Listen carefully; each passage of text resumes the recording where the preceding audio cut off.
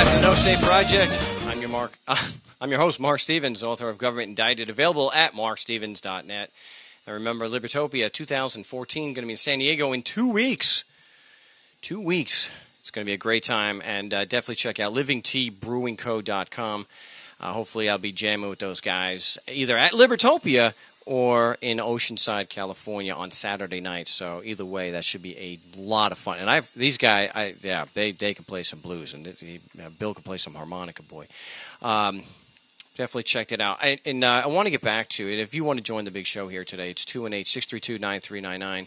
218-632-9399. You can also join me on a break on Skype. Just Skype me first at Frank Rizzo 3, and we can put you into that. But I'm going to spend another segment addressing Jake's questions or concerns and criticisms, and I think that will be about the first hour of the show dedicated practically to addressing criticisms.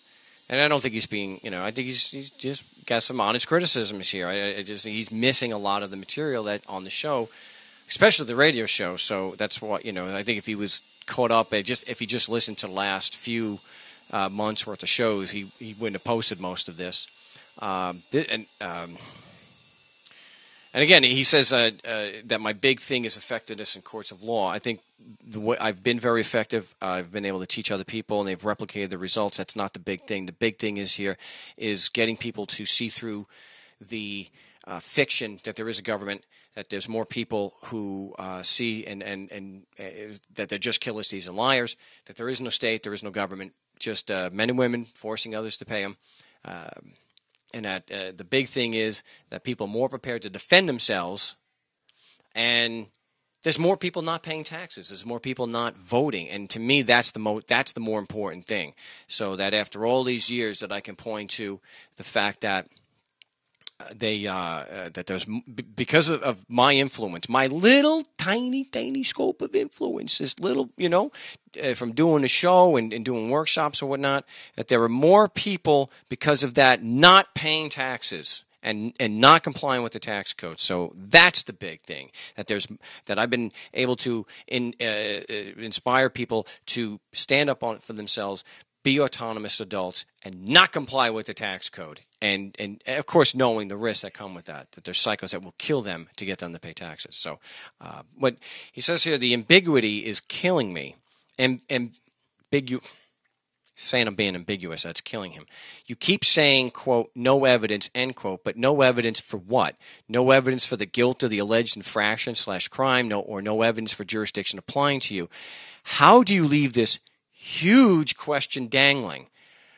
And this is why I said, Jake, you got to call into the show. You got to. This is I'm absolutely floored. It's almost as if he's never listened to the show, which I know.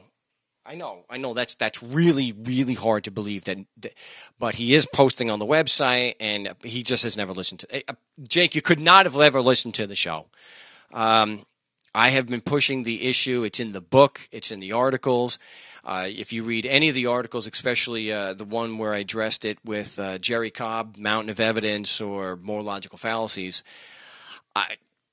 I've said the argument, the operating presumption. This is on every call of shame, Jake. Every one of the calls that we included under the the same old lie world tour. The lie is the idea, the presumption, the argument that if I'm physically in Arizona, then the Constitution and laws of the state of Arizona apply to me. That's what I'm asking for evidence for. This is the argument. Mark, if you're physically in Arizona, then the laws apply to you. Okay, got it. That's the argument. Where is the facts? Where's the evidence? And I say that there is no evidence because it's just a written instrument. Even Jerry Cobb admits it's just a piece of paper. And how is a piece of paper applied to me just because I'm physically in Arizona? I mean, we don't believe in magic, so there's no evidence connecting me to the piece of paper. That's the point. I also show that the fact is not one of the politicians can present any evidence to support their argument. So they have no evidence to support their argument. I'm trying to be as clear as possible. There's no evidence to support the argument the Constitution and laws of the state apply to me just because I'm physically in Arizona or Toronto or, hey, Keswick, Hamilton. It doesn't matter. Or even Richmond, which was one of the recent Call of Shames. Or I could be in Australia. Everything else comes from that. And yes, there could be, so how do they prove guilt of an alleged infraction or a code violation if they can't prove the damn laws apply in the first place? So I've been very clear on that. I'm not ambiguous at all. I'm as clear as can be. Let's also mention Hamilton, Virginia, and Glendale, California. Wow. So I don't know where he's saying it's ambiguous, because if you read any of the articles, it's extremely clear. I can't think of a way at this point, at least live on the big show, to make it any clearer. The operating presumption, if you're physically in New Hampshire, then the Constitution and laws of the state of New Hampshire apply to you. Everything comes from that. It's jurisdiction. It is whether there's a valid cause of action against you. I mean, it's all there.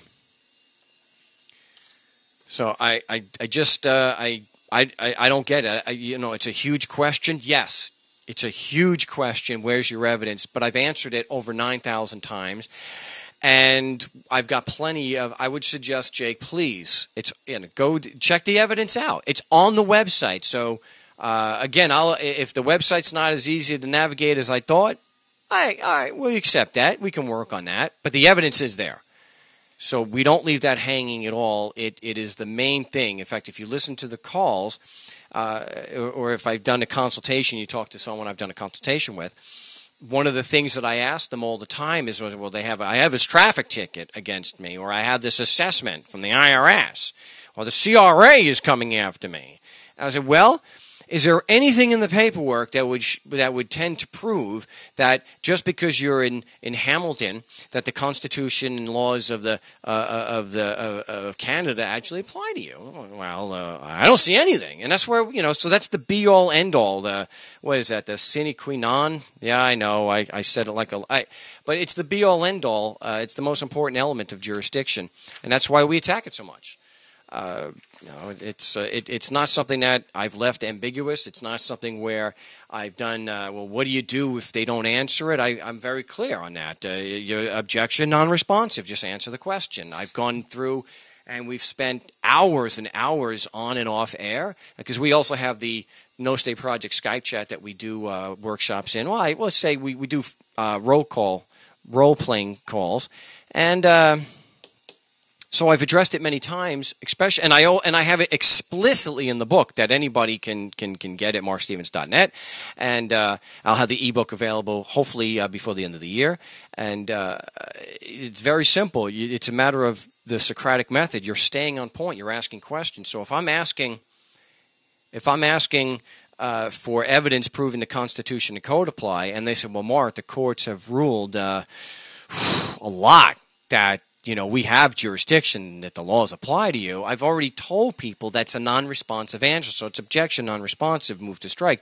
You just want an answer to the question. So I've been very, very clear in the process in going through. In fact, I think I addressed critics not too long ago, and there's another video about that, where I lay out the tactic and the strategy, so nobody has to pay for it. I'm not the originator of it. I'm not going to sit here and say, I've got intellectual property rights to the Socratic method and asking questions. That's ridiculous. The only thing unique in the way I do it is that I don't accept the sacred cow. I'm actually willing to go in and challenge the argument that the laws apply to me. And I'm able to, and I understand that the only weapons they really have besides just, flat out violence is to try to gaslight me. Now, they'll lie, they'll spin, they'll deflect attention. They'll like, are you seriously challenged? Are you seriously questioning or saying that the Constitution and laws of the state don't apply to you? Yeah. But my real issue is you don't have any actual evidence to prove it, do you? Are you seriously saying that a 200-year-old document that nobody bothered to sign? No one signed it as a signatory. You really think a 200-year-old written instrument that I've never seen, that you have never held, actually gives you a right to take my house? Gives you a right to make you that it gives you a right to make me your bitch? I have to do whatever you say because someone who died 180 years ago said so? Is that really your position? What are you? But they gaslight you all the time when we talk about what we do about staying on point and getting back to the real issue. What evidence do they have? We'll be back with the second hour here on the No State Project in just a moment. Don't go away.